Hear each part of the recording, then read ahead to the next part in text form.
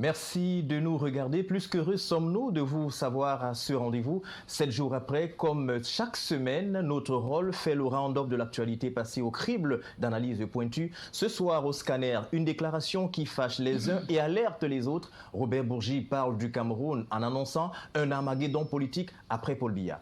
Connu pour sa proximité, sa profonde introduction dans les réseaux France-Afrique, quel degré de crédibilité peuvent avoir ces propos tenus lors d'une récente interview de la politique sur votre petit écran? Ce soir, une actualité brûlante du fait des thèmes saisissants, entre autres l'état de la route Ngaoundéré-Garoua visitée par le MINAT cette semaine, qui montre justement et met en scène une dynamique vitalité des esprits libres qui parleront dans un instant avec leur accent.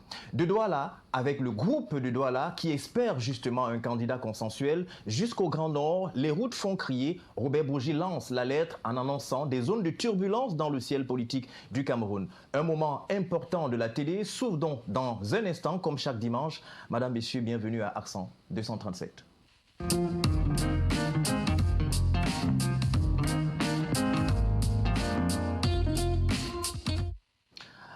Merci donc de nous retrouver. Nous l'avons dit, nos panélistes sont sur ce plateau. D'abord, honneur aux dames. Arlette Ndjo-Poupa, bonsoir. Bonsoir David. On imagine que vous êtes heureuse d'être sur ce plateau ce soir, Arlette. Effectivement, c'est vrai que c'est la première fois que je fais l'émission Accent 237.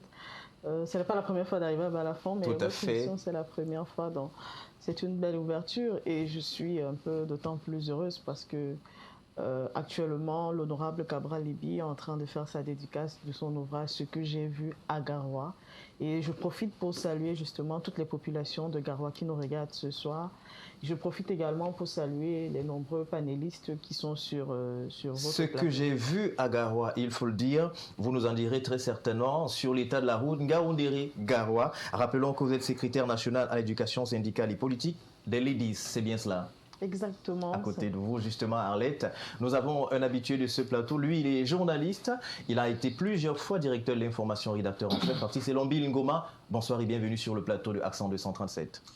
Alors, bonsoir à vous, monsieur Xavier Raoul et Langoti. C'est un plaisir, n'est-ce pas, de nous avoir associés à cet exercice que j'appelle généralement une répaille éthiquement, non seulement intellectuelle, mais aussi réflexionnelle. Merci Patrice Elombi Ngoma. Et en face de vous, nous avons monsieur Valentin Ndjo, qui est effectivement le président de la sous-section Vouri-Bouélé 2. Bonsoir Valentin et bienvenue. RDPC. Sous-section RDPC Vouri-Bouélé 2. Oui, pour la précision, c'était important. Vous allez bien ce soir, Valentin? Je vais très bien, comme toujours. Ouais. Parce qu'on a parlé du RDPC, c'est l'occasion de faire la précision que nous avons Arlette, qui est un des maillons très importants du PCRN, c'est le Parti camerounais pour la réconciliation nationale. Alors, nous l'avons dit dès l'entame de ce programme, évidemment dans une interview accordée à la journaliste Morgane Palmer au courant de la semaine dernière, évidemment, l'avocat, on va le dire, Robert Bourgi, a annoncé parler du Cameroun comme étant un pays où, dans quelques jours, évidemment, on pourra connaître ce qu'on appellera un armageddon politique. Ce sera derrière le président Paul Biya. Effectivement, cette turbulence qui est annoncée laisse à s'interroger. Patrice, vous êtes journaliste. C'est une question sur laquelle vous êtes effectivement penché. Quel niveau de crédibilité accorder à une telle sortie de Robert Bourgi? Alors, pour savoir dans le niveau de crédibilité qu'on doit accorder à M. Robert Bourgi, il faut d'abord interroger la source. Et au-delà de la source, il faut également interroger l'homme, c'est-à-dire son passage. J'ai même envie de dire son CV.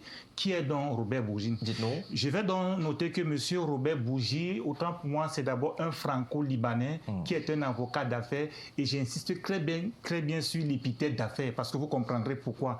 C'est un monsieur donc qui a écrit un livre intitulé Ils savent que je sais tout, ma vie en France-Afrique, qui est apparu donc aux éditions Max Milo, et un livre qui, on va dire comme ça, qui a été peut-être réédité, mais qui a donc fait le prétexte de sa sortie, où il a accordé, j'ai envie de dire, 2 interviews essentielles. D'abord, la première à la journaliste, vous l'avez dit, Morgane Palmer, sur un réseau social bien connu qu'on appelle YouTube. Et sur YouTube, il faisait, j'ai envie de dire, comme un certain mea culpa, on dirait quelqu'un qui est en train de faire un discours testamentaire, qui laisse les adultes, tout le monde, il regrettait un ensemble de choses qu'il avait, j'ai envie de dire, fait dans le passé. qu'est-ce qu'il dit dedans? Il parle d'abord des réseaux de la France-Afrique. Et à côté de ça, on ne peut pas aussi occulter un fait, notamment les réseaux FOCA. Mais si on veut rester sur le personnel central, M. Robert Bourgi, il a flâné, il a été, dit-il même, le conseiller officieux de l'ensemble des présidents français et c'était le porteur des mallettes, disons-le, d'argent entre les présidents français et les présidents, j'ai envie de dire, africains. Mais lorsqu'on écoute M. Robert Bourgi, il y a 2 ou 3 noms qu'on peut citer comme ça. Vous voyez qu'on fait une certaine corrélation avec, vous l'avez dit, l'Armageddon politique, l'après-Paul Biya. Oui. Et aussi d'abord M. Mobutu Sese Seko Kukubendu Wazabanka, qui est décédé un dimanche 7 septembre 1997. Et j'insiste bien sur le jour dimanche. À côté de là, il a dit que c'était quelqu'un qui était un très gros dictateur qui, n'est-ce pas, avait des actions qui étaient couvertes par la micropole, je parle là de la France. Mais il ne s'est pas qu'arrêté là. Il a également parlé du cas de la Côte d'Ivoire, avec le vieux Félix Houphouët-Boigny qui était appelé un sage. Lui également décédé un 7 décembre 1993. Et du coup, ça a commencé à attirer mon attention. Pourquoi les dimanches? Pourquoi les 7? Peut-être parce que lorsqu'on regarde ou si on a une certaine élévation spirituelle en termes de numérologie, on se rendra compte que 7, n'est-ce pas, c'est la compassion. 7, c'est l'humanitarisme. 7, c'est l'accomplissement. Maintenant, lorsqu'on regarde les personnages que M. Robert Bourgi a cités, est-ce que les Mobutu, Sese Seko Kukubendu Wazabanka et Houphouët-Boigny avaient de la compassion? Est-ce qu'ils étaient humanitaristes? Je n'en sais pas grand-chose. Vous-même, vous avez lu leur vie. Donc, lorsqu'on sort de là, on se rend compte qu'au-delà de là, on se pose une question. Entre l'homme qui transportait des mallettes, comme lui-même le dit, d'argent, je n'ai même pas oublié le cas de la famille Bongo, qui a fait au moins une dynastie qui a fait 50 ans. Je ne vous enseigne rien que c'est dernièrement, le 30 août 2023, que Clotaire Brice Oligui Nguema a tout au moins écourté le règne de Bongo, fils Ali, justement. Donc, lorsqu'on met ça sur la table, on peut maintenant revenir en se posant une question. Est-ce que M. Robert Bourgi, il est crédible? Tout à fait. Lui voilà la qui a question été centrale. dans l'encre-jean, n'est-ce pas, entre la France, lui qui a été dans l'encre-jean, je viens de dire l'ensemble des présidents africains. Et dans toute cette mafia qui tournait autour, notamment justement, de ces mallettes et ces ordres, et peut-être contre-ordres qui venaient, par exemple... Et c'est lui-même qui le dit, il transportait de l'argent, donc il est au courant, au parfum d'un certain nombre de choses. Alors ça donne du crédit sur le rapport de ce qui vient d'être brossé ici par vous. Est-ce qu'on peut se dire que ces propos tiennent lieu d'alerte? Est-ce qu'il y a lieu de considérer cela? Je vais répondre donc par la négative. On ne peut donc pas accorder un certain crédit, n'est-ce pas, à quelqu'un qui a été dans les réseaux mafieux, comme lui-même le dit. Et du coup, j'ai même envie d'aller au-delà. Je me pose une question. Quelle est même la puissance, j'ai envie de dire, des multinationales? Je ne donnerai pas des nationalités ici. Quelle est la crédibilité de ces multinationales? Or, lorsque vous regardez certains journaux, bien certains médias, lorsqu'on fait des analyses, on se rend compte quand même, et on le dit généralement de temps en temps, que certaines multinationales ont souvent un droit de regard, voire certaines influences en termes de stabilité d'un pays. Entre fin 2010 et début 2011, on s'est rendu compte qu'il y avait une crise en Côte d'Ivoire. Or, le même Robert Bourgi, c'est quand même le cas de Sarkozy, comme il dit, qui dit-il était son conseiller officiel. Et on se souvient de cette phrase que Sarkozy avait dite, notamment au président... il a envoyé Bourgi que va demander au président ivoirien Laurent Gbagbo, n'est-ce pas, de quitter le pouvoir, sinon je vais le vitrifier. Allez donc savoir ce qu'il veut dire vitrifier, et c'est arrivé. Donc du coup, un monsieur comme Robert Bourgi ne peut donc pas être crédible en parlant d'Armageddon politique. Peut-être pour être au même niveau de compréhension avec les autres, allez donc savoir c'est quoi dans l'Armageddon.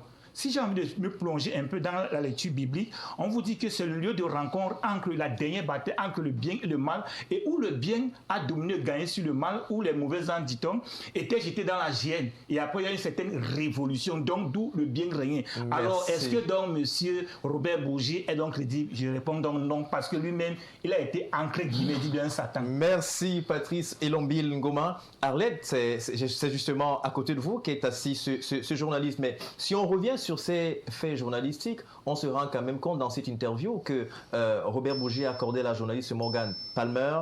Il faisait référence à un certain nombre de gouvernements qui avaient mis tellement long, entre autres le président Mobutu Sese Seko, dont mention a été faite tout à l'heure. Il a également fait mention du président Félix Houphouët-Boigny. Il disait justement, ces gouvernements qui ont tellement mis long, il arrive toujours une turbulence, des troubles bien après. Alors quand on regarde ce que vit le Cameroun, ce qu'a vécu notamment le Zaïre, ce qu'a vécu la Côte d'Ivoire, est-ce qu'il y a à craindre au Cameroun aujourd'hui, selon vous? Bien sûr qu'il faut avoir des craintes, c'est totalement légitime.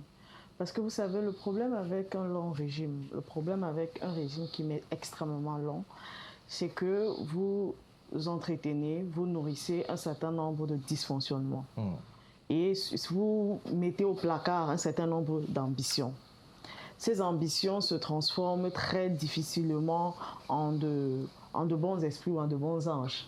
Généralement, s'étant aussi fortifiés, s'étant aussi militarisés, généralement, ils utilisent cela pour s'imposer et récupérer le pouvoir. Donc, il est légitime aujourd'hui de pouvoir imaginer, de pouvoir faire ce scénario-là, de s'imaginer qu'effectivement, à l'heure actuelle, au sérail, il y a des querelles qui pourraient entraîner justement un certain nombre de dysfonctionnements. Et quand on observe ces 7 dernières années, je pense qu'en tant que journaliste, vous ne direz pas qu'il n'y a pas eu de couac dans la gestion gouvernementale, dans les rapports, les discussions, même les échanges entre les ministres. On sentait véritablement que c'était à chaque fois le discours du président qui était soit remis. Chacun se disait être porteur de hautes instructions et décidait de ne pas écouter les instructions des autres. Il s'est clairement dit. Et tout Camerounais aujourd'hui sait qu'à l'intérieur du sérail, il y a un ensemble de clans. Et ces clans-là ne s'entendent pas sur qui fortement va porter le Cameroun demain, d'où ils sont d'accord sur une chose, peut-être c'est seulement le président qui seul peut les rassurer. Donc la question se pose, est légitime de se demander, une fois que le président de la République ne sera plus là, qu'est-ce qui va se passer? Légitimement, les ambitions vont renaître, les cœurs vont forcément commencer à battre pour aspirer. Et comme il n'y a forcément aucune légitimité, parce que c'est aussi ça le problème, c'est qu'il y a un ensemble de personnes qui se sont construites dans des tours. Et qui n'ont... Des tours d'ivoire peut-être? Exactement, et qui n'ont aucune proximité avec le peuple camerounais. Donc au moment de la transition, forcément il y aura des tensions terribles. C'est légitime justement de l'entrevoir parce que c'est ce qui s'est passé ailleurs et nous sommes de plus en plus en train de nous retrouver à aller vers le scénario ivoirien qui est un scénario, comment on va dire ça, tendu. Maintenant, je ne suis pas tellement d'accord lorsque le journaliste parle de non-crédibilité de Robert Bourgi. La crédibilité voudrait dire que c'est quelqu'un qui a quand même un réseau. Ça, c'est une chose. Un réseau d'information. Surtout. Oui. Et peut-être une mafia dans laquelle il a joué un rôle majeur. C'est parce qu'il a joué un rôle majeur. Je me rappelle encore de son interview où il parlait de l'affaire Gbagbo. Tout à fait. Où effectivement, il faisait son mea culpa. L'objectif, c'était effectivement, on sent un homme qui est à la fin de sa vie et qui a envie de faire un certain nombre de déclarations liées justement au niveau d'information qu'il peut avoir. Et on ne peut pas nier qu'en termes d'affaires, avant de faire des investissements, vous devez avoir des informations qui ne se disent pas ou bien qui ne se baladent pas pour pouvoir faire les meilleurs investissements. Donc dans ce cadre-là, oui, il peut avoir une certaine crédibilité dans le sens où il peut avoir les oreilles suffisamment longue pour savoir exactement ce qui se dit, ce qui se pense dans les salons fleutrés. Donc on peut donner une certaine crédibilité, mais maintenant ça n'enlève en rien que le personnage en lui-même est destructeur, a participé à la destruction des gouvernements. Effectivement, il a effectivement contribué à cela et je crois que lui-même ne s'en dissocie pas. C'est-à-dire qu'il assume clairement l'impact et le travail qu'il a eu à faire. Maintenant, au soir de sa vie, il essaye comme ça, là, peut-être de demander la rédemption. C'est normal. C'est une analyse. Bon, maintenant, en tant que pure républicaine, on espère tout simplement que, au final, au soir, parce qu'il faudra bien qu'on y arrive, même s'ils sont en train de tout faire pour qu'on n'y arrive pas. Au soir de ce changement à la tête du pays, on espère que les Camerounais qui nous écoutent aujourd'hui ne vont pas se laisser amener ou ameuter par un certain nombre d'acteurs qui vont vouloir... Vous êtes militant d'un parti politique, le PCRN. Est-ce qu'à l'écoute d'un message, d'une sortie telle que celle de Robert Bourgi, on peut se dire il vaut mieux que le président reste là où il est parce que s'il s'en va, ce sera la catastrophe? En réalité, c'est ça le danger. Vous vous rappelez, depuis 2011 au au Cameroun, à chaque fois qu'on est à la veille d'une élection présidentielle, on vous annonce qu'il y a des forces obscures qui sont en train de débarquer. Si on tente d'enlever le président de la République, le Cameroun va sombrer dans un chaos total. Exactement. Alors, est-ce que ce n'est pas sous le rapport de cela, par exemple, que Patrice a dû dire qu'il ne donne pas du crédit, étant donné que cela peut encore être une mafia, a-t-il dit? C'est un avocat d'affaires. Est-ce que ce n'est pas une autre affaire qui est en train de se tramer? C'est pour ça que je me suis appuyé sur l'épithète affaire. Non, on est totalement d'accord. Moi, je parle pas de la crédibilité du personnage en tant de est-ce qu'il a la boule de cristal magique. Non, en ce moment, on peut clairement dire le contraire. Mais on sait effectivement qu'il peut avoir un niveau d'information qui lui permette d'envisager qu'effectivement, il y a des réactions qui peuvent arriver. Là, on ne peut pas le lui enlever. C'est le minimum qu'il puisse avoir comme information. Maintenant, la réalité, et vous avez raison de le souligner, c'est qu'à chaque fois, je veux dire qu'en 2011, c'est pas Robert Bourgi qui nous annonçait qu'il y avait quelque chose qui allait se préparer. Oui. C'est pas lui qui nous annonçait qu'il y aurait quelque chose en 2018. C'est une construction en fait. Et le RDPC a toujours surfé sur cette vague-là. Mais la réalité, c'est qu'à un moment donné, il va falloir qu'on passe à autre chose. Ça va être douloureux. Mais il faut que les Camerounais aient le courage de passer à autre chose. Parce que c'est une nécessité. C'est comme donner la vie. C'est quelque chose d'extraordinaire, mais c'est un processus où la femme risque sa vie. Mais est-ce qu'on ne va pas mettre au monde pour autant? Donc, pour qu'on ait aujourd'hui un nouveau régime, il va falloir qu'on se prépare justement à encaisser toutes les supputations, tout le chaos dont on est en train d'énumérer. Mais le Cameroun, aujourd'hui, nous ne vivons qu'un point de l'histoire du Cameroun. Le Cameroun sera là dans 1000 ans. Est-ce que le président va bloquer tout ce qui va arriver dans 1000 ans aussi? Non, chaque année, il y aura toujours de nouvelles choses. C'est une belle question que vous posez. Peut-être que vous en donnerez la réponse d'un moment à un autre. Tout au long de cette émission, Valentin Ndjo, on l'a dit, vous êtes membre d'un parti politique, vous êtes président d'une sous-section RDPC Vous-Ribollet 2. Alors, une telle sortie d'un politique français, avocat qui a été proche notamment de la plupart des présidents français, qui a été un élément, un maillon très fort du réseau France-Afrique. Une telle déclaration, comment est-ce qu'elle est perçue dans le RDPC? Est-ce que cela vous conforte dans la position de alors là, pour éviter le chaos, il faut qu'on reste pour aimer les Camerounais, continuer justement à leur donner la paix? Je pense que au RDPC, comme auprès de tous les Camerounais, n'en déplaise à des mauvaises langues, et notre compatriote du PRCN, justement, est rentré dans les contresens dans son argumentaire. Je dis, on ne peut donner du crédit à un maître chanteur. Vous savez, à la veille d'une élection présidentielle, c'est un moment fort dans la vie d'une nation. Et tous les aventuriers sortent de leur souricière pour s'exprimer, pour jouer aux anges, du moins pour se donner une certaine image.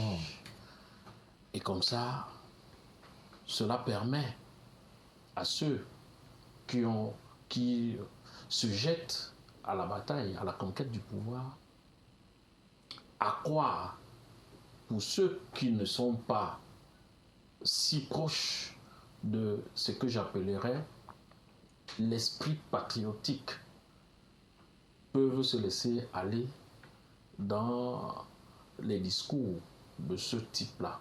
Mais je pense que le président de la République, Paul Biya, a apporté, depuis la publication de Pour le libéralisme communautaire, une réponse à de tels discours,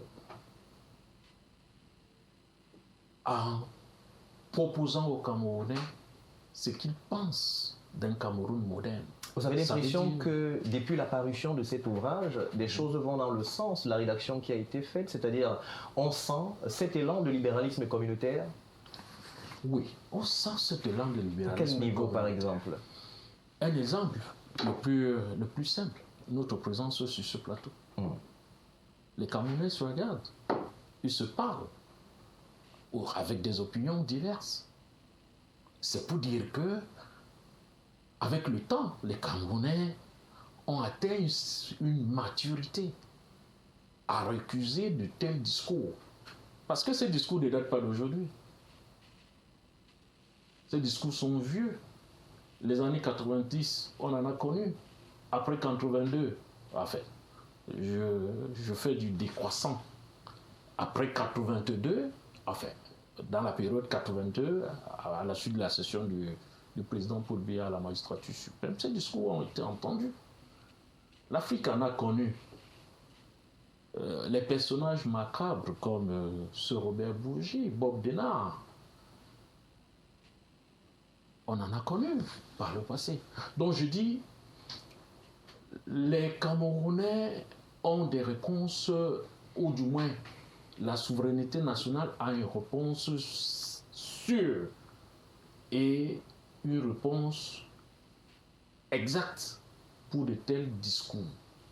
Et j'invite justement nos compatriotes de l'opposition à ne pas céder à ces vents-là, qui le plus souvent sont des vents qui peuvent aiguiser certains appétits. Alors, on reste un peu sur le sujet. Oui. Vous avez dit justement qu'il ne faut pas accorder du crédit à un tel personnage. Vous l'avez qualifié, on ne va pas reprendre l'expression, mais analysons ensemble. Au Cameroun, aujourd'hui, on se rend compte que il y a pratiquement des personnes ou encore tout un gouvernement qui est en prison pour des raisons de détournement. Il y a beaucoup d'argent qui a été amassé par ceux qui sont encore peut-être en fonction. Et il se dit, dans une certaine opinion, que lorsqu'on a suffisamment amassé de l'argent, la seule chose qui reste, c'est le pouvoir. Est-ce que ce n'est pas fort de ces éléments? C'est-à-dire que le Cameroun et ceux qui sont au gouvernement sont devenus immensément riches aujourd'hui, que la seule chose leur restant étant le pouvoir. Une fois que le président Paul Biya ne sera plus là, alors il y aura une guerre incroyable qui va s'opérer entre ces gens-là. Est-ce que ce n'est pas peut-être de ça justement que Robert Bourgi parle, au-delà du fait de son appartenance à ces réseaux qui font et défont les présidents en Afrique? Le régime, du moins, le président de la République a posé les bases d'un État ou d'un pays moderne. Avec les détournements quand même, c'est En toujours la première en apportant de la démocratie. Et si justement on parle de détournement aujourd'hui, ça veut dire quoi? Ça veut dire que dans cette démarche de l'assainissement de la morale, du moins, le président de la République a apporté l'éthique dans la gouvernance publique, dans la gouvernance de la chose publique. Et c'est pour ça qu'on peut parler de détournement. Et je vais justement prendre le cas de certains États, ou du moins de certains pays amis, pour dire que si aujourd'hui l'État a pensé qu'il faut punir d'une manière ou d'une autre ceux qui touchent à la fortune publique, c'est justement parce que nous sommes dans un état debout. Justement, parlant de ces punitions, ce qui gêne, dans l'absolu, on se serait attendu à ce que ces punitions soient des punitions qui obéissent à un certain nombre de normes et qui obéissent notamment à une certaine justesse et une justice. Sauf qu'à l'observation, on a l'impression que la plupart des punitions sont des punitions à tête chercheuse uniquement, ceux qui ont le regard assez long pour lorgner au loin, c'est-à-dire au-delà de leur siège, le siège par exemple du président de la République. Vous répondrez à cette question très certainement tout à l'heure, on va la garder pour vous, le temps de revenir. Il y avait une réaction certainement sur le plateau. Arlette, vous vouliez réagir? Non, je pense que vous avez suffisamment souligné un certain nombre de dysfonctionnements. On parlait d'éthique, que le président de la République a instauré l'éthique au Cameroun. Ça, c'est vraiment assez fort. Parce que tous les voyants sont rouges en termes de corruption. Et ce n'est pas l'opposition qui en parle. Si vous allez regarder tous les rapports, que ce soit de tous les ministères, vous regardez la Chambre des comptes, les comptes sont rouges parce qu'effectivement la gestion est encore cavalière. On a un certain nombre de dysfonctionnements. On nous a annoncé en 2019 que tous ceux qui ont pris de l'argent pour ne pas construire nos stades vont rendre gorge. Jusqu'aujourd'hui, qu'est-ce qu'il y a eu comme réaction? On connaît l'affaire Covid-Gate, l'affaire en fait, les choses ainsi de suite. je pense que ces dernières années, on a eu une paresse que, franchement, le Cameroun n'a jamais vécu. C'est-à-dire qu'aujourd'hui, un ministre est même décédé, même simplement nommer un nouveau ministre, on n'arrive pas à le faire. C'est-à-dire les choses les plus basiques, les plus banales. Je ne veux même pas parler de la poubelle, c'est la chose la plus banale. Mais on est arrivé à un niveau de gestion et un manque d'éthique profond. Et on ne peut pas, en tant que Camerounais, être fier de cela. On parle même de, quand vous évoquez aujourd'hui les guerres internes, vous avez vu ce qui s'est passé à l'extrême nord avec leur fameux meeting. Tantôt il y a ceux qui interdisent, tantôt il y a ceux qui sont là. Vous avez des communiqués. Ça veut dire que même à l'intérieur du CEREI, à l'heure actuelle, ils ne se parlent plus, ils ne communiquent plus, ils ne s'entendent plus parce qu'effectivement, il y a un manque de discours profond. Vous avez le camarade de M. Valentin qui est en train de les amener en justice parce qu'effectivement, il estime que les textes du bas de Léon Onana, Léon Télé Onana, que les textes de base du RDPC ont été bafoués. Et tout simplement parce qu'il y a des individus qui ont confisqué leur propre formation politique pour empêcher justement aux gens comme M. Valentin d'évoluer dans sa formation politique. Ah, vous estimez qu'il n'évolue pas? Bon, il est présent sous section. Il est heureux de là où il est, mais ce n'est pas le cas de tous les partisans parce qu'effectivement, lorsqu'on vous empêche d'aller à un congrès, le congrès sert à quoi? C'est effectivement permettre à ce que des personnes qui ont fait un travail de base puissent évoluer, arriver au niveau national. Mais les barons du RDPC ont bloqué ce processus pour que les gars se contentent juste d'être conseillers municipaux et n'aspirent pas à plus. Et c'est ça en fait. Lorsqu'on a construit un pays où on a dit ceux-ci sont des privilégiés et d'autres sont ceux qui doivent subir, et bien ça crée un pays d'injustice. Et quand il y a l'injustice quelque part, forcément il y aura une épée de Damoclès qui va venir ramener tout au même niveau et on ne va pas apprécier ce qui va se passer. Merci Arlette. Njo, Poupa, pour cette sortie. Patrice Elombine Goma, vous étiez très brûlant tout à l'heure, voulant prendre la parole ou sortie notamment à la suite de Valentin Njo, mais une question reste quand même brûlante. Est-ce que cette sortie de Robert Bougie peut laisser lire sur le territoire, sur le paysage politique camerounais aujourd'hui, notamment quelques poches des acteurs ou encore des acteurs qui semblent ne pas être d'accord sur un certain nombre de points, une chose qui pourrait entraîner peut-être cet Armageddon dont parle Robert Bougie? Peut-être rapidement, lorsque vous m'interpellez sur une question où je voulais peut-être réagir, c'est pour deux choses, la démocratie.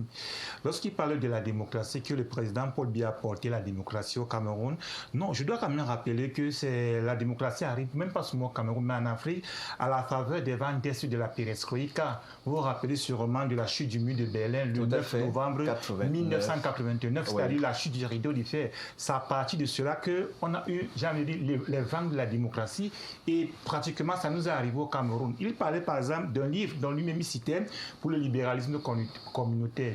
Je dois rappeler que c'est un livre qui a été écrit en 1987. On est 54e quinquennat après que M. Paul Biya soit arrivé au pouvoir et qui avait, j'ai envie de dire, de très bonnes choses. Mais le même livre a été réédité autant pour en 2018.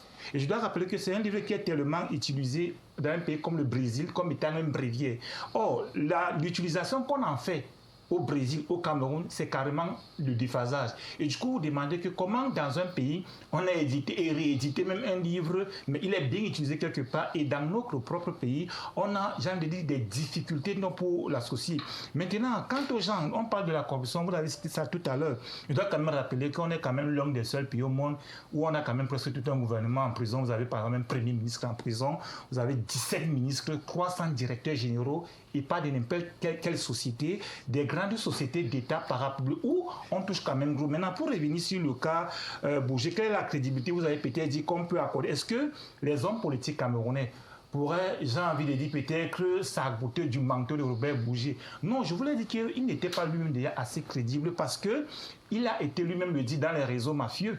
Mais il n'a même pas d'abord eu le courage, j'ai envie de dire, tout la pointe d'écrire ce livre seul. Il a coécrit avec un certain Frédéric Lajal. C'est-à-dire, ils se sont assis, vous avez l'impression que le monsieur était, entre guillemets, presque mourant, où il faisait, j'ai envie de dire, des déclarations testamentaires, où il disait vraiment, fais ceci, fais cela. Or, lorsqu'on regarde le livre, et ce que lui-même a fait, sa vie dans la France-Afrique, je pense que c'est carrément, avec ce qu'il apporte aujourd'hui, un déphasage. Mais moi, je dis, je suis Camerounais, et je me dois d'être patriote. Oui, il peut parler d'Armageddon politique, mais ça, c'est ce que lui, là. Nous sommes de l'intérieur et nous vivons toute la réalité camerounaise. Alors, vous êtes journaliste, Patrice, c'est une relance. Nous avons posé la question de savoir s'il y avait quelques signaux, s'il y avait quelques indicateurs qui annonçaient cet Armageddon politique. On remarque qu'aujourd'hui, à date, c'est pratiquement beaucoup de partis politiques qui sont muselés, interdits notamment de leurs actions, interdits de leurs meetings, interdits, par exemple, de l'éducation politique qu'ils doivent accorder à leurs militants, alors qu'ailleurs, on se rend compte qu'on a une liberté totale pour pouvoir mener des activités. Est-ce que tous ces éléments ne sont pas des poches de frustration qui peuvent justement entraîner ou encore conduire vers cet Armageddon? Vous avez totalement raison et c'est là où je suis d'accord avec Madame du PCRN. Dans un pays où on parle de démocratie, et vous l'avez dit, on ne laisse pas donc le champ libre, la cour à toutes les formations politiques, ça cause quand même problème. Et en face, on parle quand même de démocratie. Or, la démocratie, c'est quand même l'expression, c'est la liberté. J'ai même envie de dire, c'est l'élargissement politique et de toutes les activités. Comment vous pouvez être un parti, vous êtes représenté au niveau de l'Assemblée nationale et vous n'avez pas une certaine facilité à faire ne serait-ce que vos meetings. Même peut-être pour l'éducation, ça devient un problème. Au Cameroun, nous étions à 329 partis politiques. On est monté à 40 partis depuis, donc 369 partis politiques. Je me dis, ce n'est même pas assez sérieux pour un pays. Et ce qui m'étonne, c'est qu'à la veille de l'élection présidentielle, vous voyez certaines formations politiques qui apparaissent. Vous posez une question, où étaient ces formations politiques? Et certains leaders dont vous semblez même parfois douter même de la nationalité, voire de l'originalité camerounaise. Parce que c'est ce que j'appelle aujourd'hui le marketing et le marché électoral. On sait qu'à la veille des élections présidentielles, il y a ce que j'appelle un marché électoral. Il y a de la surenchère verbale. Il y a également de la surenchère politique. Je ne vous enseigne rien. Il y a ce qu'on appelle le groupe de Douala. On en reparlera d'ailleurs, parlant du groupe de Douala, ce sera une thématique qui est annoncée. Peut-être pour sortir d'un rapidement, puisqu'on en reparlera, j'ai envie de dire des choses quand même sur... Vous savez qu'à la faveur d'un décret présidentiel, notamment le décret de M. Paul Biya, le décret, je pense, numéro 2019-002 du vendredi 4 janvier 2019, ça a quand même permis à un certain ministre qu'on sait aujourd'hui délégué d'entrer au gouvernement. Donc c'est ce que j'appelle du marketing politique et de la surenchère. Puisqu'ils savent que peut-être derrière, ils seront, et ce que M. Robert Bourgi cite, cooptés derrière pour soit faire partie du prochain gouvernement qu'on veut former, ou alors peut-être qu'ils auront quelques postes jetés. Donc c'est de bonne guerre, c'est la politique, mais je dis pour sortir rapidement, peut-être parce qu'on ne va pas monopoliser la parole lorsqu'on a parlé de démocratie. Si on veut cricher chez le voisin, qu'on criche bien, donc on laisse tout le monde faire un certain développement politique. Mais si on dit donc qu'on est leader, on a donc sur 360 arrondissements, 303 mais je pose donc une question pour sortir. De quoi a-t-on peur? Merci Patrice Elombile Ngoma. On revient à vous Valentin, peut-être que vous voulez réagir, mais nous vous posons quand même une question parce qu'on s'achemine pratiquement vers la sortie de cette thématique. Dites-nous, on a essayé lors de la préparation de cette émission de nous rendre compte que lorsqu'on parle des gouvernements qui ont tellement mis long, il y a un certain nombre de scénarios qui s'opèrent à la sortie de ces gouvernements. Le premier scénario, c'est notamment le scénario d'une élection transparente où les résultats des élections sont l'émanation du peuple. Un second scénario, c'est un scénario du putsch, où par exemple l'armée s'empare du pouvoir. On ne le souhaite pas au Cameroun. Le troisième scénario, c'est le scénario du gré à gré, où par exemple un président décide de donner le pouvoir à qui il veut. Je ne sais pas si ça s'est opéré au Cameroun, alors je n'ai pas le droit de répondre. Alors, est-ce qu'on peut dire que le Cameroun est éligible à l'un de ces trois scénarios? Aucun des scénarios. Expliquez. Le Cameroun est un pays démocratique. Contrairement à ce que vous dites, quand vous parlez de gouvernements qui ont mis long. Non, on ne parle pas de gouvernements qui ont mis long. On parle d'un président de la République. Tout à fait. Qui a chaque fois été élu par ses compatriotes. Et maintenant, qui désigne ou nomme des gouvernements, on en a connu avec plusieurs chefs de gouvernement ou premiers ministres. Je dis, le Cameroun aujourd'hui, sa préoccupation première, c'est le quotidien du Camerounais et le président de la République. Et parlant de ce quotidien, c'est quand même difficile. Le panier de la ménagère, ce n'est plus un véritable panier, c'est peut-être autre chose que le panier. Le plastique de la ménagère. Bon, c'est peut-être le plastique de la ménagère. Si on reste sur le plan de l'énergie électrique, parfois c'est des rationnements qui ne tiennent pas sur des fondements et des bases assez solides ou encore explicables, entre autres des salaires qui ne sont pas toujours les meilleurs. Est-ce que, à la lumière de tout cela, vous avez toujours le courage de continuer votre propos dans ce sens? Oui, j'ai le courage de continuer. Et vous dire que c'est pour ça que le président Paul Biya continue. Parce qu'il a le profil de celui-là qui a apporté aux Camerounais cette lumière. Et je vais vous dire, c'est vrai, le quotidien des Camerounais est résilient. Parce que les Camerounais sont résilients. Au vu de ce que le Cameroun, comme tous les pays, connaît des soubresauts sur le plan économique. Parce qu'aujourd'hui, l'économie n'est pas seulement une économie camerounaise. C'est une économie qui a des ramifications à travers le monde. Tel que s'il y a un choc quelque part, il va impacter le Cameroun. Et le gouvernement, ou du moins le président de la République, a toujours apporté des réponses. Le panier et la ménagère. Parlons-en. Parlons-en. Il y a des structures qui sont mises en place pour faciliter à travers les départements ministériels qui ont ce rôle-là, ou jouent ce rôle. Le ministère du Commerce. Le ministère du Commerce a mis en place des dispositions pour faciliter le Camerounais lambda à vivre de façon beaucoup plus décente.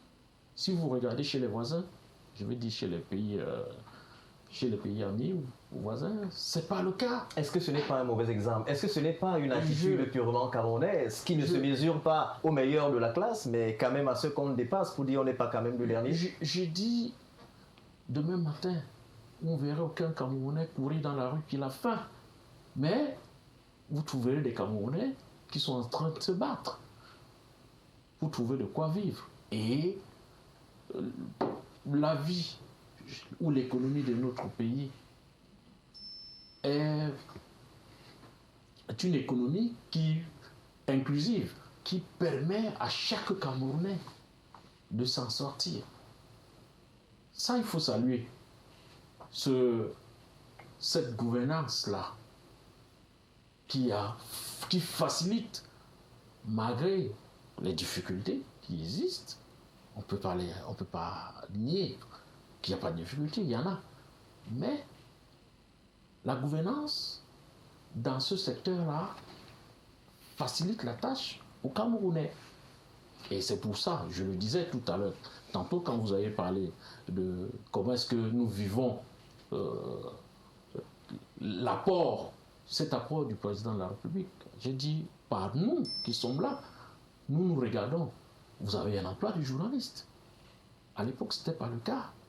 Et c'est pour ça que je vais dire à l'époque, mon cher compatriote, quand vous parlez de perestroïka, il y a la glasnost, dont vous avez oublié de citer le concept. La glasnost, oui. Glasnost. Russe, il faut dire russe. Le président de la République a été un dévancier de ceux qui ont pensé les concepts que vous citez. Sauf que c'est un politique de transparence aussi. Permettez. Oui. Justement, transparence. Oui. Avec le renouveau. C'est pour ça qu'on a parlé du renouveau. Dès 1982. Parce qu'on amorce la perestroïka, on amorce la glasnost, la transparence.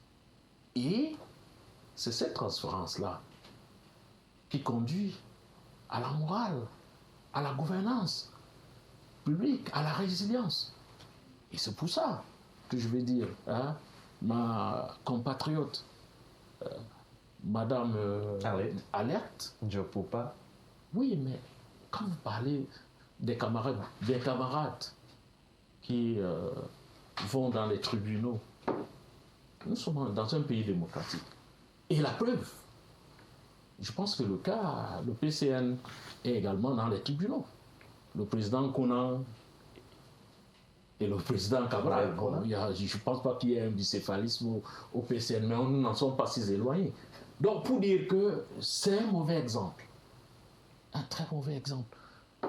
Le Cameroun, nous sommes à la veille d'une élection. Il y a de la surenchère qui viendra des bourgeois, qui viendra en interne. Mais l'homme qui a la maîtrise, qui a le contrôle et qui a le profil, c'est le président Paul Biya. Merci Valentin. Joe, vous l'avez dit. Parlez-en, mon cher. Vous l'avez dit. C'est le président Paul Biya. Vous l'avez dit. C'est l'homme de la situation. Arlette, moi, je suis journaliste, je fais les analyses. Je suis d'accord. Moi, je ne suis pas politicien. Non, je suis d'accord avec vous. D'accord, merci. Mais je pense que quand on parle de démocratie, on a vu, on a entendu. Quand on parle de démocratie, on ne parle pas d'individus. La qualité, on a entendu parler des conférences nationales souveraines. Vous avez oublié de faire allusion à cette... Elle était sans objet en 91 aussi. C'est sa déclaration. Quel a été l'objet dans les pays que vous avez cités? Ils ont eu alternance. Pas d'objet. Parce que nous sommes revenus. On a eu des Mikhail Gorbatchev en Russie, on a aujourd'hui les Poutine. On a les Staline qui sont passés. On est revenu au point de départ. Et les Camerounais ont compris, avec Paul Biya, que c'est l'homme de la situation. Merci. Parce qu'il apporte au nord comme au sud, à l'est comme à l'ouest, le bien-être. Alors, on parlera justement du bien-être. Je crois que c'est l'une des thématiques qui est également au programme, parlant justement d'un fait majeur qui a intéressé les Camerounais. On en reparlera et vous aurez l'occasion de nous prouver ce bien-être dont vous parlez. Arlette, on va sortir. Alors, s'il s'avérait que cette prédiction de Robert Bourgi s'avère vraie, est-ce qu'on peut dire que cela pourrait avoir des conséquences énormes, non seulement sur le peuple en lui-même et sur les citoyens, leur quotidien notamment? Aujourd'hui, il nous faut évoluer. Et donc, forcément, s'il y a évolution, il y a changement à la tête de notre pays, forcément, les premiers bénéficiaires seront les Camerounais. Vous vous souvenez encore la déclaration de l'évêque qui disait, à l'heure actuelle, mieux vaut le diable que celui qui est là. La réalité aujourd'hui, c'est que nous avons une gestion. Il y a plein de concepts qui ont été évoqués. Le Copanix parlait tout à l'heure du libéralisme communautaire. Oui. Ce qui me fait souvent rigoler avec cette affaire, c'est que ils nous disent très clairement que lorsque le libéralisme communautaire a été créé dans les années 80, c'était effectivement parce qu'il y avait deux tendances, le capitalisme et le communisme. Et le Cameroun a refusé de s'aligner. Et dans cette logique-là, il fallait une philosophie politique qui allait venir être dans une politique de non-alignement. Oui. Bizarrement, l'objectif de cette politique, c'était justement d'éviter que toutes les dynamiques mondiales n'aient un impact au Cameroun. Mais aujourd'hui, dès qu'on a faim, ils vous disent quoi ? Il y a eu tel crash à l'étranger, il y a eu telle guerre là-bas. En fait, toutes les raisons, chaque fois qu'il y a un problème au Cameroun, ils vous disent que non, c'est l'ordre international qui crée l'impact. Finalement, le non-alignement est devenu un alignement. Ça veut dire que même ce qu'ils ont conçu comme concept, ils ne l'ont pas compris, puisque même les problèmes qu'ils évoquent ne devraient pas exister si nous avons choisi de ne pas nous aligner à un camp. Mais nous sommes clairement alignés et c'est pour ça que nous avons une économie purement extravertie. Or, ce n'était pas ça le sens du libéralisme communautaire. Donc, quand vous avez des gens qui n'ont pas compris même leur propre concept qu'ils ont mis sur pied, on ne parle même pas encore des concepts des autres, on parle encore de leurs concepts. Vous comprenez donc que s'ils ne comprennent pas, ils ne peuvent pas réaliser. Et s'ils ne réalisent pas, c'est les vies humaines qui sont en jeu. On va évoquer l'extrême nord et toute la région septentrionale qui vit aujourd'hui, lorsqu'il a parlé des gens, est-ce qu'il y a des Camerounais qui ont faim? J'aimerais bien qu'il aille faire un tour du côté du septentrion et dans tous ces villages où ces gens sont justement dans toutes ces difficultés et vivent une misère extrême. Et de là parler des discours et nous dire que quelqu'un qui les a maintenus dans cette misère extrême est toujours la solution. Au bout d'un certain temps, ça devient indécent. Je pense qu'aujourd'hui, il va falloir qu'on regarde les Camerounais du RDPC. On leur dise qu'il faut qu'ils arrêtent d'être indécents. Le président Paul Biya a apporté au Cameroun. Mais il est temps qu'il passe à autre chose. Et ce n'est pas mauvais d'aller à la retraite. Sinon, on n'inventerait pas la retraite. Pourquoi tout le monde va à la retraite lorsqu'il fait un travail? C'est parce qu'on estime que le corps humain, à un moment donné, se fatigue. Et lorsqu'il se fatigue, vous ne pouvez plus être performant. Donc, si le président de la République a été à un moment donné l'homme de la situation, ça fait belle lurette qu'il n'est plus l'homme de la situation. Et on est en train de le confisquer, on est en train de l'imposer.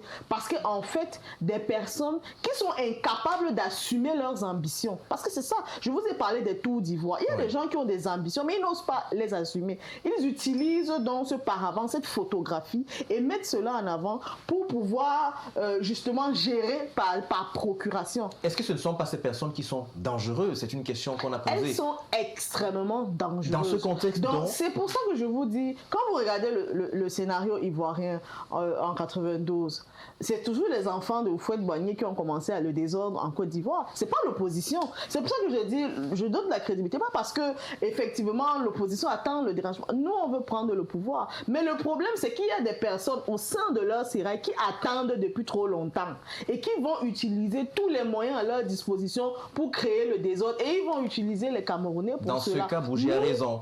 Dans ce cas, il fait une analyse qui est totalement légitime de penser. Ce n'est pas lui qui a inventé les fameux, le couteau du grand soir. Le long couteau, la nuit des longs couteaux, le grand soir. Effectivement, ce n'est pas ces concepts. Ce sont des concepts qui sont bien réels. Et donc, aujourd'hui, ne pas imaginer que cela puisse arriver, c'est être un peu naïf. Merci. Mais maintenant, il ne faut pas qu'on se perde là. C'est pour dire que je veux clairement faire comprendre aux Camerounais que les choses doivent évoluer parce que c'est comme ça que la vie est. Il faut des révolutions, il faut des changements. Et aujourd'hui, nous sommes tous conscients que les choses ne vont pas bien et nous avons besoin d'une nouvelle dynamique. Nous avons besoin de nouveaux dirigeants à la tête de notre pays qui vont nous amener là où on est. Parce que la situation dans laquelle nous sommes est une situation, comme il a dit, de résilience. Mais non, le Cameroun n'est pas une résilience. Dans les années 80, tous les grands dirigeants au monde venaient au Cameroun parce que le Cameroun était une référence. Vous savez qu'il y a des pays en Afrique qui s'appelaient Avenue Cameroun parce que les pays étaient enflammés et ils étaient amoureux en fait de ce que le Cameroun proposait. Mais aujourd'hui, qui invite encore le Cameroun quelque part? Belle question. On invite que nos sportifs. Voilà. Alors, Patrice Elombine Ngoma, oui, en 30 secondes, allez-y. 30 secondes pour dire à alerte que le Cameroun reste le phare dans le monde. Et dans le monde? Oui, dans ce monde. Et plus que jamais, le Cameroun se retrouve à son mot à dire au sein du concert des nations. À quel niveau? La preuve, on trouve les Camerounais, ils sont partout. Dans les Camerounais, mais les Camerounais qui viennent de l'État. C'est l'État du Cameroun qui propose ces Camerounais. Pour vous dire, permettez, quand vous parlez de non-aliment, vous êtes peut-être trompé dans votre façon dans votre raisonnement. Depuis les années 60, le Cameroun est considéré, après Bandoum et tout ça, comme un pays non aligné. Bon, le libéralisme communautaire, je pense qu'il va d'une simple observation. Merci. Permettez. Oui. Il va d'une simple observation. Le président de la République a appuyé les théories, le capitalisme, le socialisme, le communisme, merci. Il a compris que ces théories, quand on s'adosse sur ces théories-là, ça ne produit rien. Et il a pensé donc une théorie qui associe... Une théorie hybride. Une théorie qui associe toutes ces pensées et en a fait le livre pour le libéralisme communautaire qui a apporté les réponses. Parce que le Cameroun, l'exception Cameroun se présente depuis les années 80 au vu de ce que le capitalisme des Margaret Thatcher, le socialisme des présidents Mitterrand, toutes ces théories-là ont échoué. Et ces théories, parce que c'est ces théories qui tenaient même les politiques publiques en Afrique, ont conduit l'Afrique là où elle s'est retrouvée à un moment. Et les nouveaux paradigmes sont nés à travers le président de la République, où on est rentré dans la souveraineté au sens propre du terme, à travers le nationalisme. Et la résultante, elle est là. Nous la vivons aujourd'hui.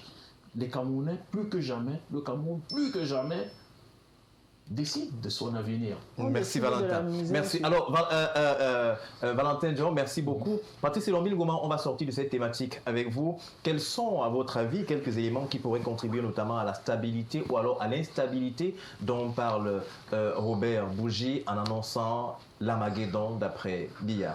du point de vue de journaliste? Moi, je préfère aller sur la stabilité. Vous savez, je suis un républicain, je suis patriote, donc moi, j'ai encore besoin de vivre au Cameroun. Pas peut-être comme j'entends souvent les autres dire de voir leurs enfants grandir. Non, moi, je veux encore moi-même d'abord me voir grandir. Donc, je préfère aller sur la stabilité. Et si un gouvernement, si un régime est stable, il faut s'y apprendre, j'ai envie de dire, parler de l'alternance.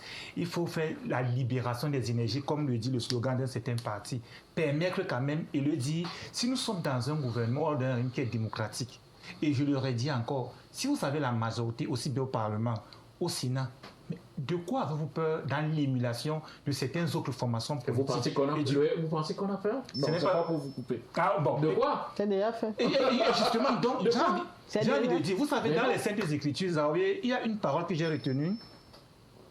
Il faut apprendre à prier pour le pays dans lequel on vit parce que votre suivi est indépendant. Oui, nous voulons un Cameroun développé, mais qu'on apprenne aussi à faire quand même certaines alternances. Parce que M. Taylor Onana, je ne pense pas qu'il s'est levé aujourd'hui, ne sait pas commencer à engager le combat que lui-même il engage dans son propre parti politique. Parce qu'il s'est dit quand même qu'il est jeune. À quand aussi son tour? Et peut-être soit par là en posant une question. Est-ce que M. Ndjo, qui est ici, n'a pas les tours pour devenir ne serait-ce qu'un président d'une section RDPC? Merci. C'est cette question qui va nous amener à connaître une petite transition. Cette transition... Alors, Valentin Ndjo, merci beaucoup. Je crois que là, avec l'appui de la technique, nous allons revenir sur cette actualité qui a également marqué les esprits au Cameroun. 7h12, le temps qu'a mis le Minat au volant d'un véhicule 4x4 pour parcourir la destination Ngaoundéré jusqu'à Garoua. Un véritable moment de souffrance pour ceux qui n'ont pas ces véhicules adaptés, notamment ces 4x4. Est-ce que cette sortie ou encore cette visite du ministre de l'administration territoriale dans le Grand Nord est un moment ou encore une action qui pourra déclencher un certain nombre d'autres actions qui mettront les Camerounais hors de la souffrance? C'est une question à laquelle on sera tenu de répondre dans un instant. Mais derrière cet élément que nous avons emprunté de nos confrères de la télévision à capitaux publics, la CRTV.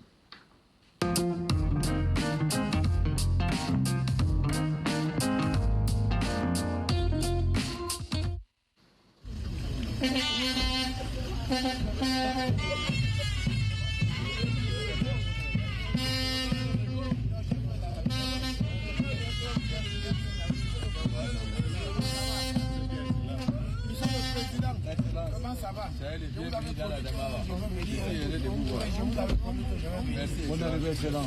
Comment ça va? Je vous en prie, ça va très bien. On va se mettre à la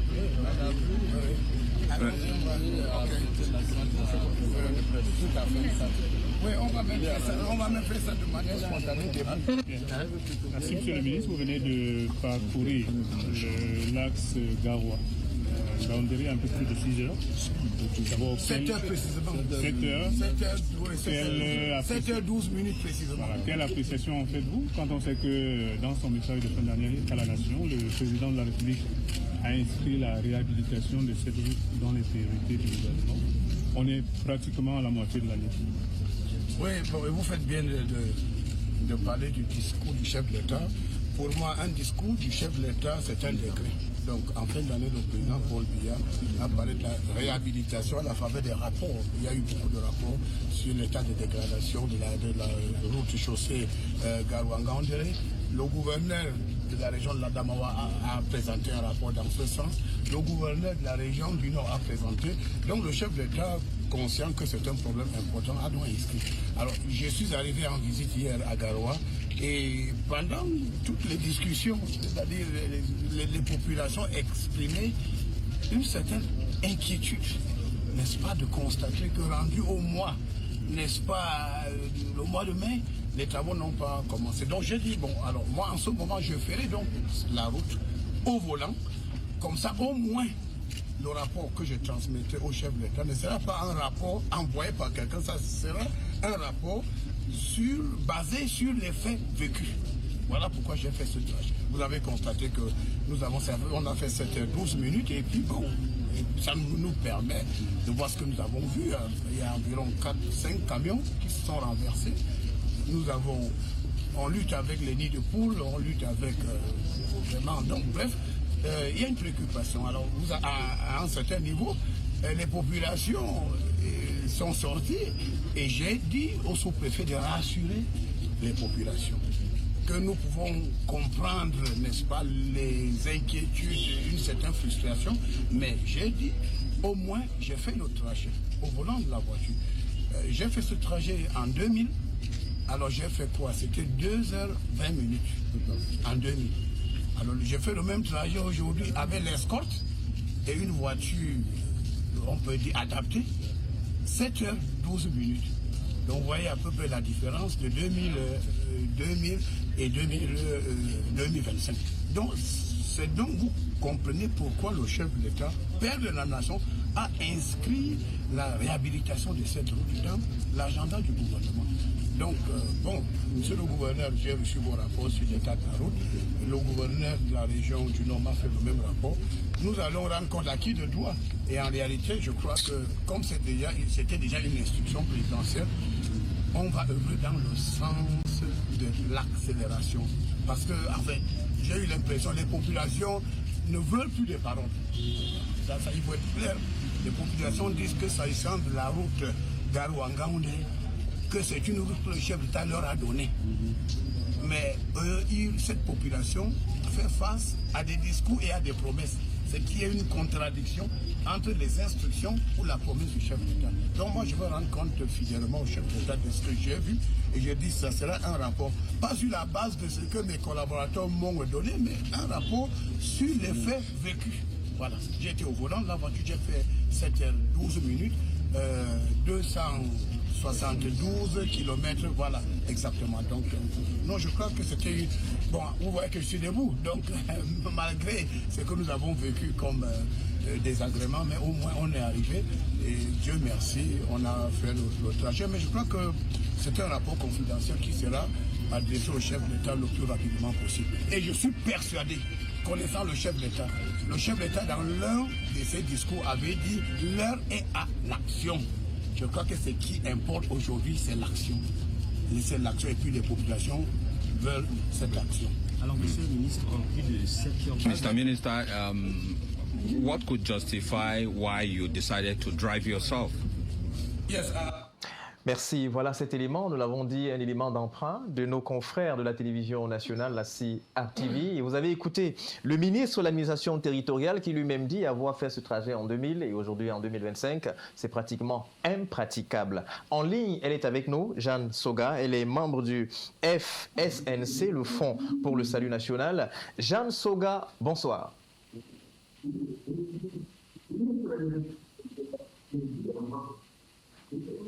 Quelques petits soucis techniques avec Jeanne. Alors, Jeanne, j'espère que vous nous recevez 5 sur 5. Vous avez là, il y a quelques minutes, le ministre de l'administration territoriale en écran qui parlait justement de ces difficultés avec vous. Est-ce que cette visite du MINAT dans le Grand Nord est un tournant décisif majeur qui mettra les populations hors de la souffrance, selon vous? Bonjour. Bonjour monsieur, donc, je suis désolée que vous ne l'ayez pas pris pour la première partie parce que j'avais un autre angle de vue de la sortie de monsieur Bourgi, mais bon, c'est pas grave.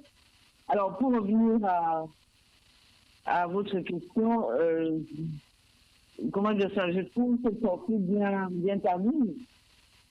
Ça fait au moins 10 ans qu'on se plaint de l'état de la route entre Gaoundéré et Garoua. Donc, je ne sais pas si on aura le temps matériel de la refaire de façon, express. Mais ça fait un moment que les documentaires ont été faits sur l'état de la route. Est-ce que le fait que le ministre de l'administration territoriale laisse au volant de sa voiture change fondamentalement quoi que ce soit? Personnellement, moi, je ne vois pas pourquoi est-ce que le ministre de l'Intérieur serait l'élément déclencheur d'une réaction positive à cette situation. Voilà des arguments assez suffisants. M'avez-vous entendu? Jeanne, est-ce que vous nous recevez? Oui, je vous reçois. Est-ce que vous m'avez reçu? Tout à fait. Vous parliez justement du MINAT et nous vous posions la question de savoir est-ce que le seul fait d'avoir déclaré, je cite, « Je rendrai le rapport acquis de droit », est-ce que ce n'est pas suffisant pour lui accorder un certain crédit, notamment de la fin du calvaire dans le Grand Nord en ce qui concerne les infrastructures routières, même si on sait qu'il n'est pas ministre des Transports? Moi, je ne vois pas ce que le MINAT changerait. Le Cameroun est un pays très organisé, donc il est extrêmement efficace. Des documentaires sur l'état de la route entre Ngaoundéré et Garoua ont été faits il y a des années de cela, et cela est régulièrement relayé par les différents médias, publics et privés. Qu'est-ce que le MINAT change fondamentalement à cette communication? Je ne sais pas. Et justement, oui, nous avons entendu. Il y a quand même un fait qui relève notamment de quelques mois par le passé. On sait qu'il y avait le délégué général à la sécurité nationale qui avait déjà fait une sortie dans ce sens lorsqu'il se rendait du côté de Moutenguene. Est-ce que, fort de ce que jusqu'alors rien n'a été fait, on peut s'appuyer dessus pour renforcer votre argument selon lequel il n'y aura rien qui bougera dans le sens de faciliter la mobilité des populations? Alors, bon, c'est pas la même. D'abord, c'est pas la même personnalité, ni comment dire ça, la même voie d'accès à la réaction.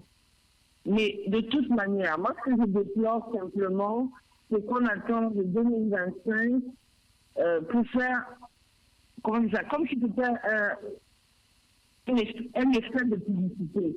Je suis embarrassée, hein, lorsque on me demande, on me pose ce genre de questions. Parce qu'on est politique. La politique, ce n'est pas les groupes. Et ce n'est pas une escroquerie intellectuelle. Il faut que le Cameroun comprenne, que nous avons dépassé le stade et le niveau où on nous manipule à la veille d'une élection. Cette sortie, je la trouve trop tardive, on va dire ça comme ça. Pour moi, elle est trop tardive. Et je ne vois pas ce qu'elle changerait fondamentalement. Parce que contrairement à la route Yaoundé-Moutenguene, dont personne n'avait jamais véritablement parlé, celle de Ngaoundéré-Garoua a fait l'objet de documentaires télévisés, y compris par la sphère civile. Donc on ne peut pas dire que c'est un événement dont on apprend par la sortie d'un ministre. Comme on l'a été, par exemple, lorsque le DGC a parlé de la route de la Moutenguene. Les gens étaient, non pas qu'ils n'avaient pas connaissance, mais c'est la première fois qu'ils se dit publiquement d'une manière aussi forte. Dans le cas de Ngaoundéré-Garoua, on a largement dépassé, on va dire, les moyens de communication. Largement. Alors, vous qui êtes une femme politique, vous êtes, on l'a dit, membre du Front pour le Salut National, est-ce que l'état de la route montre quand même une certaine désorganisation des politiques publiques et notamment un fait qui rappelle ou encore qui témoigne la non-programmation d'un certain nombre de chantiers prioritaires, j'y arrive? Bon, je ne sais pas si on peut parler de non-programmation. Moi, je préfère parler de exécution, d'implémentation de la programmation. Parce que cette route a été plusieurs fois programmée ces 10 dernières années. En tout cas, on nous l'avait annoncé. Mais elle n'a jamais été véritablement, on va dire, améliorée. Exactement comme celle du Mungo, par exemple. Celle de Douala-Ketem. Celle de Douala-Ketem, pareil. Elle est plusieurs fois annoncée. On en connaît l'état, mais personne, parce qu'il n'y a pas de communication autour de la question, personne ne s'en soucie. C'est exactement la même chose. Ce qui est grave, de mon point de vue, c'est que le rail s'arrête malheureusement en Ngaoundéré. Donc, il nous faut une route qui emmène, qui donne la possibilité de véhiculer les marchandises et d'arroser le septentrion. Et cette route-là est cruciale. Le fait de ne pas l'avoir prise en compte démontre non pas qu'elle n'ait pas été programmée, mais que ceux qui sont en charge de l'amélioration du réseau routier au Cameroun ne tiennent pas compte véritablement de ce secteur et ça pose un véritable problème.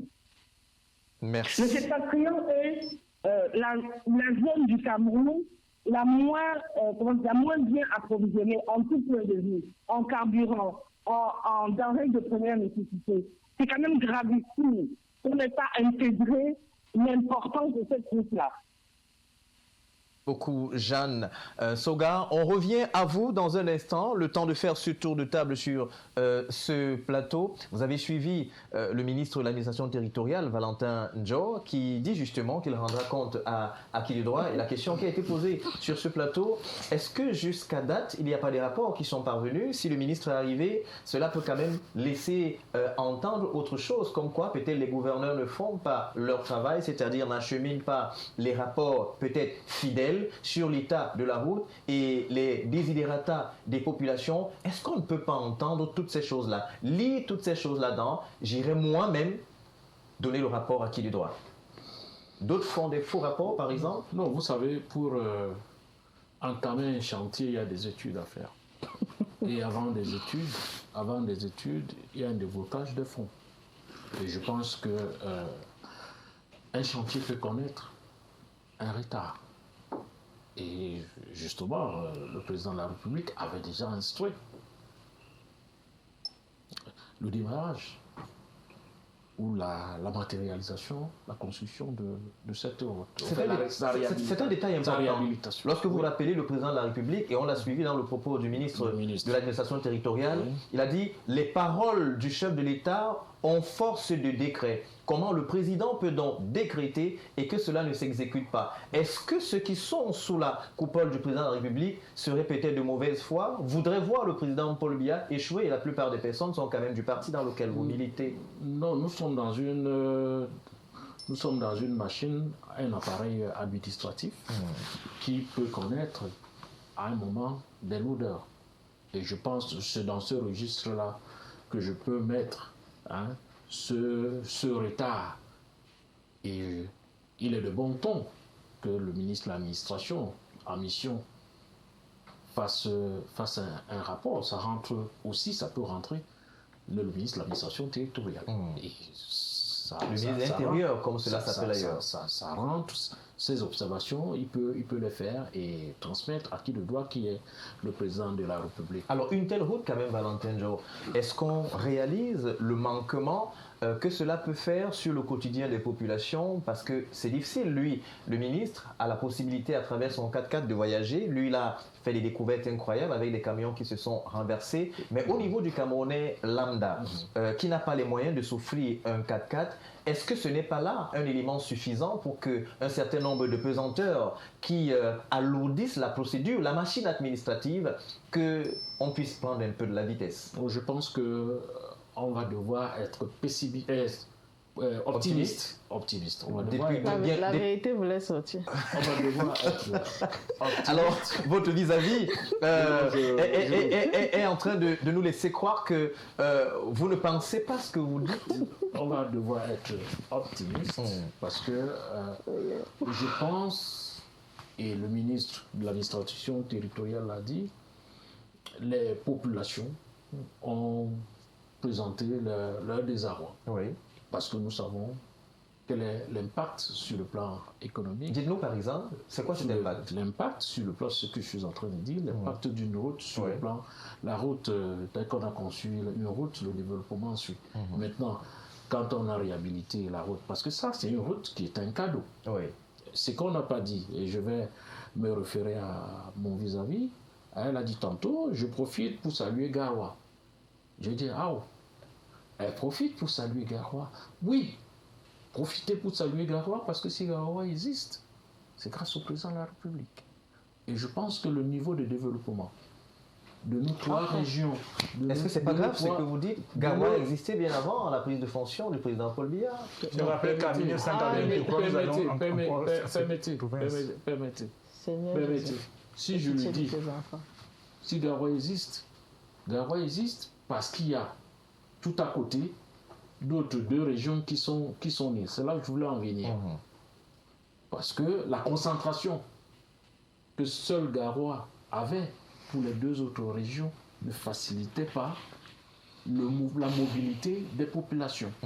Maintenant, en éclatant la grande région, ou du moins la grande province par le passé, ça a permis à ce que les populations du septentrion puissent être proches, touchent du doigt l'impact sur le développement. Et le septentrion est devenu, sous le magistère du président de la République, le bébé du président. Et il n'y a pas que les routes. Tout récemment, le Premier ministre a inauguré, pour revenir sur les routes, a inauguré un pont qui relie deux pays. Tout à fait. Le Cameroun et le Tchad. On ne peut pas dire que rien n'est fait. Merci. Alors, Merci. Permettez. Oui, vous sortez par là. Yagua-Kousseri, je pense que c'est une route également qui a été réhabilitée. Yabanga Mora Kousseri. Voilà. Alors, comment est-ce que vous allez être pessimiste? Là, je reviens pour dire, on ne peut pas être pessimiste parce que les feux sont au vert. Seigneur Jésus. Les feux sont au vert, madame. Calmez-moi. Et la preuve, elle est là. Merci. Les universités, les établissements scolaires, le développement dans ces trois régions, aujourd'hui, plus qu'hier. Merci Valentin. Grâce au président de la République. Merci Valentin. Vous étiez brûlant de réaction. Vous aviez envie de réagir. Vous avez vu justement ce reportage, cet élément d'emprunt qui laisse quand même naître à l'esprit une situation peut-être pas chaotique, mais alarmante quand même du côté du Grand Nord. Et la question que nous posions, Arlette, est-ce que tout le monde a la possibilité de s'offrir un 4x4? Est-ce qu'il n'y a pas urgence à ce que peut-être cet état de la route ou encore cette route soit un chantier prioritaire, qu'il n'y ait pas de pesanteur qui plombe notamment l'avancée de la construction de ces routes? Il y a eu tellement de promesses sur cette route-là, ça fait tellement d'années. Mais je crois qu'avant de revenir sur la question, il faut revenir un peu sur quelques éléments qui ont été énumérés. On a parlé tout à l'heure, nous sommes en période électorale de surenchère. Et exactement ce que le ministre de l'administration territoriale a fait, c'est purement de la théâtralisation de la scène politique, en fait. Il descend avec toutes les caméras pour dire oui, je viens de faire la route, une route qu'on se plaint depuis 10 ans, c'est maintenant, à la fin du septennat, je vais dire qu'au moment où on est en train d'attendre les réalisations, c'est-à-dire qu'est-ce que vous avez fait concrètement, on nous fait une sorte de mise en scène pour nous dire non, moi je suis venu faire le rapport, alors que... Faire un état des lieux pour en faire un rapport. Quel état des lieux? C'est la fin du septennat que tu fais l'état des lieux. C'est-à-dire que depuis des années qu'on se plaint de cette route-là, c'est aujourd'hui. Le pire, ce n'est même pas cette route. Si vous regardez bien les rapports que le ministère des Transports et des Travaux publics évoque toujours, on parle des trois régions qui sont en matière de couverture routière.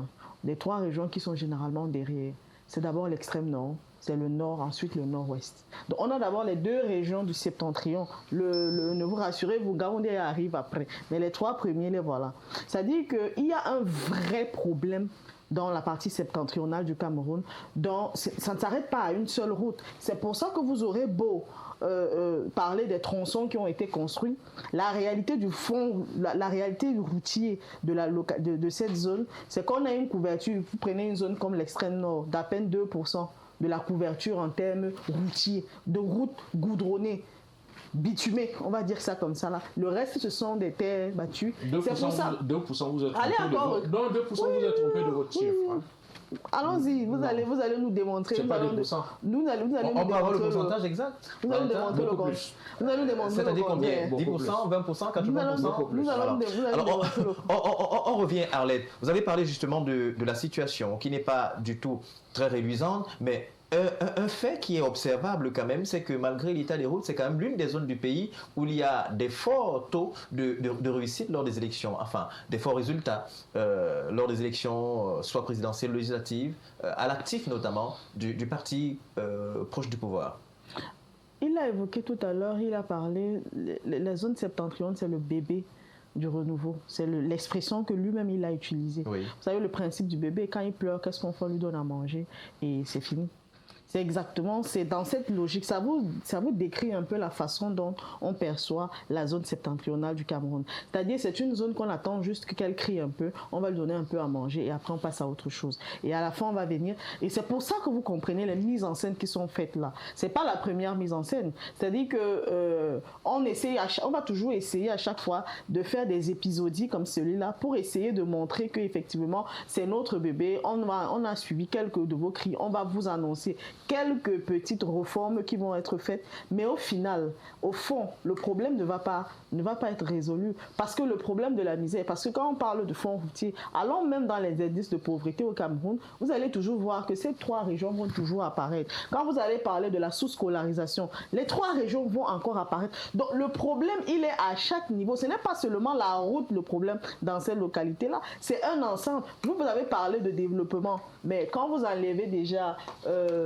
Vous enlevez déjà des entreprises qui font dans le coton, vous enlevez la sèmerie qui a toutes les difficultés. Quels sont les grands projets structurants qui ont créé de vastes créations d'emplois dans cette localité-là, qui depuis 20 ans permet de recruter des centaines et des centaines de milliers de jeunes dans cette localité-là? Donc on ne peut pas parler de développement en disant qu'on a mis des universités où tout le monde vient étudier, parce qu'on ne développe pas une région simplement avec des universités, on développe avec des plans de développement. Et la réalité aujourd'hui, c'est que la problématique même de la décentralisation a des problèmes. Parce que quand vous allez voir le fonds routier, ils vont vous dire non, nous on a décentralisé les routes régionales, c'est maintenant aux régions de pouvoir réaliser un certain nombre de travaux. Sauf que quand vous allez voir les conseillers régionaux, ils vont vous dire, et c'est ce qu'ils ont fait, c'est pour ça qu'ils sont allés agresser le SGPR. C'est parce qu'en fait, on vous dit, vous avez le droit de faire ci, mais dans la réalité, vous ne pouvez rien faire. D'où on a un retard congénital dans cette partie-là. Et on va encore justifier, ils vont encore nous annoncer un 100% pour essayer de masquer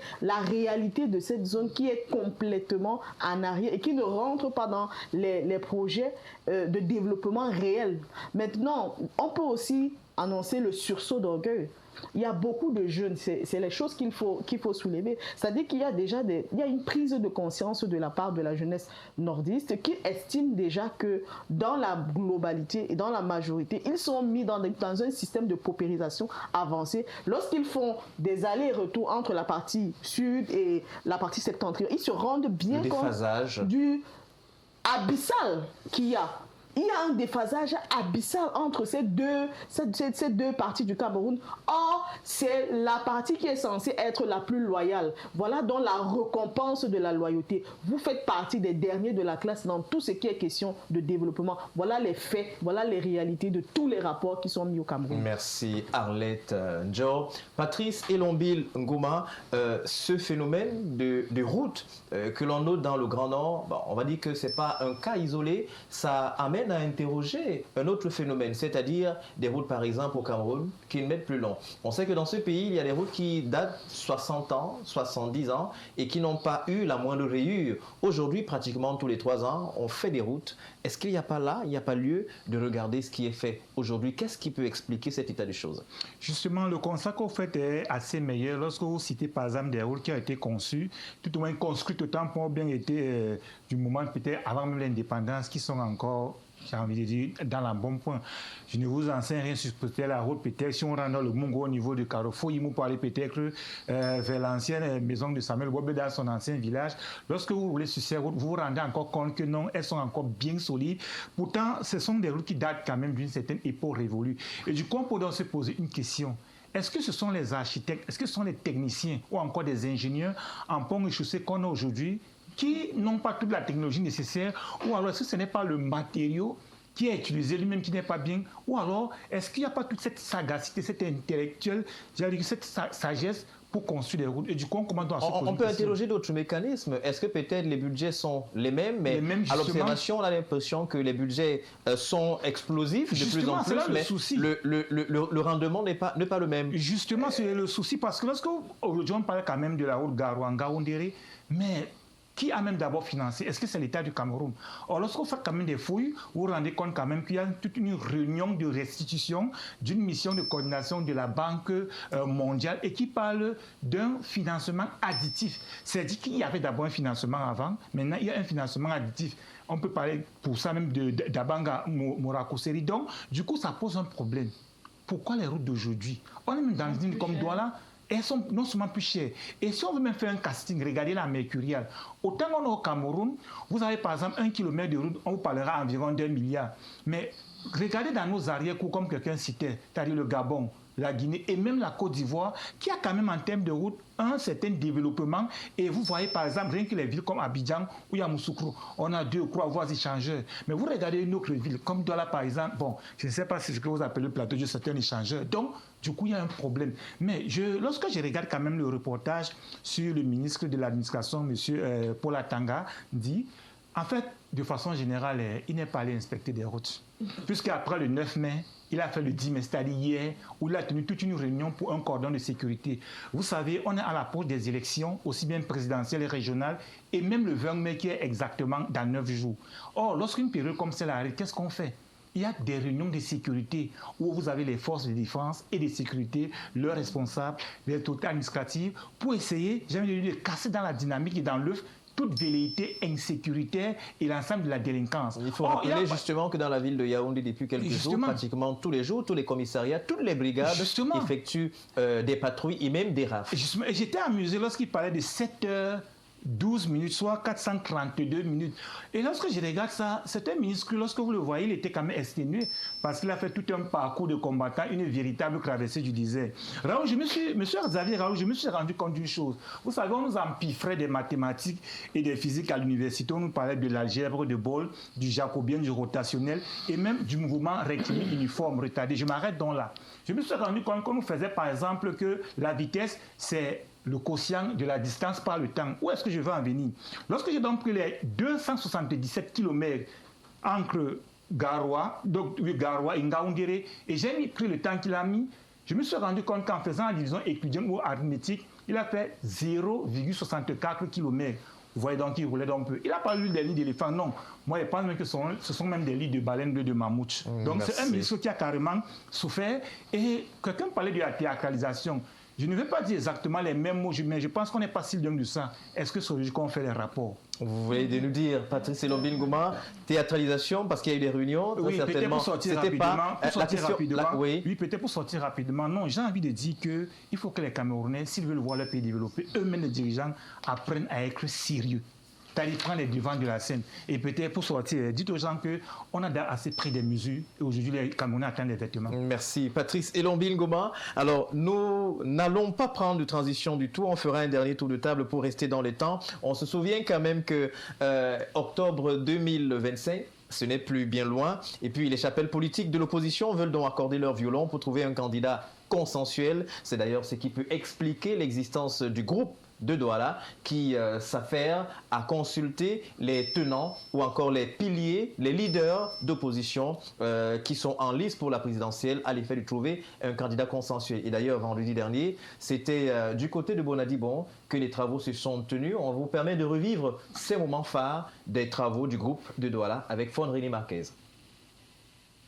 The Douala Group, a political movement created to mobilize opposition political parties ahead of the 2025 presidential poll against the ruling CPDM party, says that so far the consultations they have had with some opposition political outfits have been fruitful. Le bilan est très très positif, je peux le dire en ce moment, parce que nous sommes sollicités de partout, et que ce soit à l'intérieur ou à l'extérieur du Cameroun, que ce soit dans nos villages. Le message commence à passer et je pense que ce sera le message qui va réconforter, qui va faire fuir l'abstention et qui va mobiliser les Camerounais afin qu'ils obtiennent ce qu'ils attendent depuis longtemps. According to the initiators, they are determined to put together a strong opposition team, and for that to happen, sacrifices must be made. On fait le travail de facilitation, c'est-à-dire on met les candidats ensemble, on essaye d'élaborer des critères objectifs, entre griffes, parce qu'effectivement, ça veut dire quelque chose et pas grand-chose. Ce qu'on leur demande, c'est d'écouter ce que nous, on leur dit qu'on écoute. Et ils font semblant de ne pas écouter. Parce qu'un des candidats, je ne vais pas le citer, nous dit non, vous venez tard, moi je gère les équipes, ce travail va déstabiliser mes équipes. Qu'est-ce que ça veut dire? Sharing Ekane's view, Sam Baka strongly believes that opposition politicians must listen to the people's concerns and put their personal interests aside. Pour l'intérêt du Cameroun, un homme politique qui se dit politique doit sacrifier ses intérêts. Merci. Donc, vous avez écouté cet élément, ce reportage réalisé par Fon-René Marquez. On y va très rapidement. Jeanne Soga, vous êtes en ligne. Vous avez justement eu vent de cette information et notamment cet objectif poursuivi par le groupe de Douala. Que pensez-vous? Est-ce qu'aujourd'hui, les partis de l'opposition font du bon travail en trouvant un candidat consensuel?